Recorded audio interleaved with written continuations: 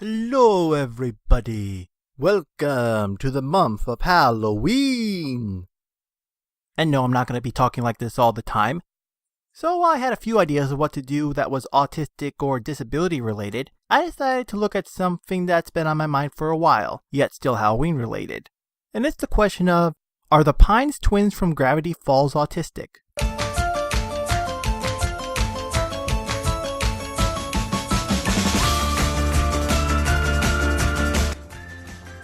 For a quick rundown on anyone who doesn't know, Graviyt Falls is a new Disney Channel show, more actually Disney XD, that centers around the strange town of Graviyt Falls, where the twins, Dipper and Mabel Pines, have to spend the summer with their great uncle at his mysterious Mystery Shack, where, after discovering a journal revealing all the anomalies in the town, they wind up going on many crazy adventures and ultimately one big storyline that the show sets up through many clever hidden messages and hints about what it's going to be, whether it be something a character says, a subtle little thing they do, something in the background, or even just at the very end with the credit decoder.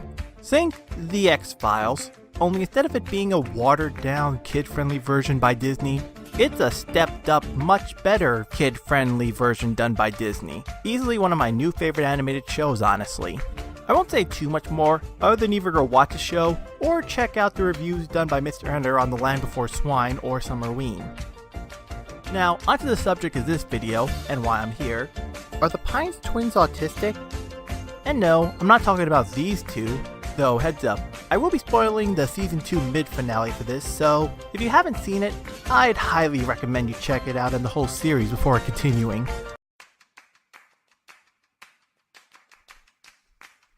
Anyways, I'm not talking about Dipper or Mabel Pines. Though, when I brought up the idea of this video to some of my friends, they all seemed to think right off the bat that I was talking about these two. And I guess I can see why. I mean, from a distance, with Dipper being nerdy and Mabel occasionally being too much in a person's face, and who knows, I might look into them more in the future if I'm ever presented with any kind of better evidence. But for now, I just don't see enough evidence to support this. I'm talking about these Pine twins, Stanford and Stanley Pine. Whoa, six-fingered handshake. It's a full finger friendlier than normal. I like this kid. She's weird. After what had to be one of the best climaxes of a mid-finale, or any finale can ever have, fans who have spotted the clues got rewarded for this when it was revealed that Stan did in fact have a twin brother, and it seems as if he'll be sticking around as part of the main cast for a while. Immediately after, or by Graviyt Falls' definition of immediately, we then got their backstories on how their lives got to where they were, as well as understanding more about these two characters, about how Stan became a con man, and what happened to Stanford all this time. Although, while the flashback episode does have a lot I'll be analyzing for this case study, the idea of this actually came from the episode where Stanley ran for mayor, where, on national live radio, he said this. What would you do to help educate our kids? Simple. Put them on an island and make them fight for dominance. Also teach kids swears. That'll bring them into the real world. What would you do about the crime in Graviyt Falls? Wait, do you mean crime in general? Or just the specific crimes committed by me? Yeah, and he thinks that was a good idea to say.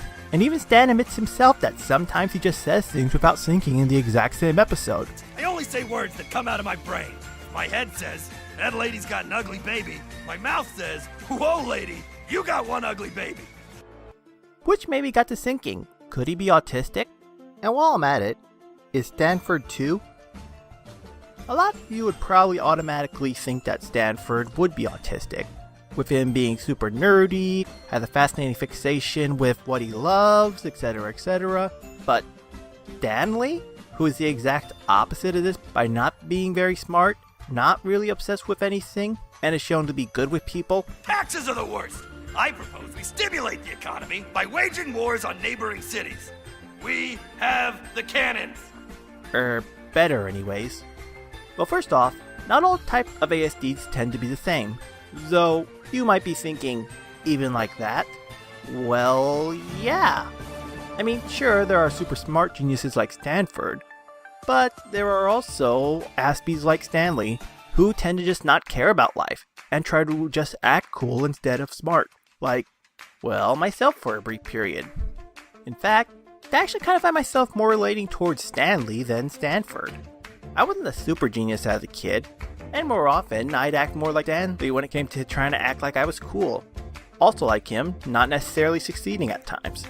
But okay, just because of that doesn't automatically mean he's autistic, right?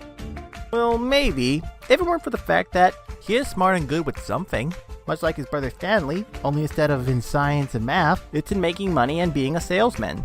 Where, instead of being like a Tony Stark or an Einstein or Stanford, they're a lot more like Stanley's where, at times, have one thing that they can be passionate about that happens not to be making portals or battle armor.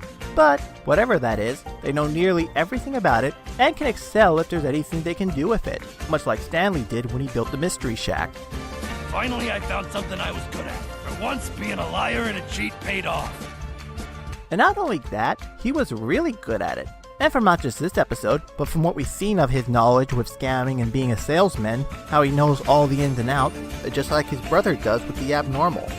That, and when you put aside the fact that they're sometimes not good with people, you get a potential formula that, makes it seem very likely that they could in fact have some form of autism.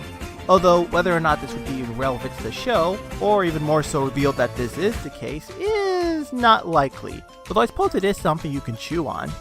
Where, whatever it is you love to do, you can still succeed with it. I once had to chew my way out of the trunk of a car. You think you've got problems? I've got a mullet, Stanford! Okay, so maybe following Stanley's career path is not the best example for kids, but there are still a lot of other things any athlete can do. With that, these two are a nice, mostly nice, role models to look up to. And it's also nice to know that, while there are a lot of ASDs out there like Stanford, you can also be an ASD like Stanley, and yet still find something in life you can still succeed with it. Drive, a new crime he invented called burgo-bezelment, first-degree llama-cide. That llama knew too much. Well, either way, let me know what you think down below. Is there anything I missed that could back up or disprove that these two have some form of autism? Is there anything you can add about this, or maybe any other characters in the show possibly having some form of ASD? In any case, thank you all for watching, and a happy Halloween!